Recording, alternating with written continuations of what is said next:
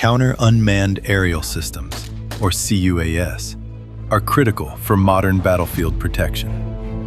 In these Marine Corps exercises, troops practice multiple defeat methods, starting with kinetic engagement, blasting drones out of the sky with shotguns.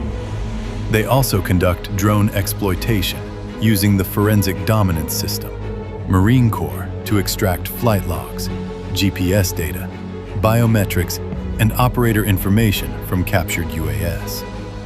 Marines train in electronic warfare jamming of drone signals and GPS, directed energy weapons, net guns for physical capture, and coordinated sensor networks to detect and neutralize threats.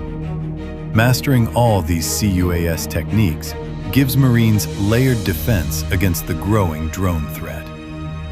If you like my videos, feel free to like and follow for more content. Vet Miltech, daily from the Drop Zone.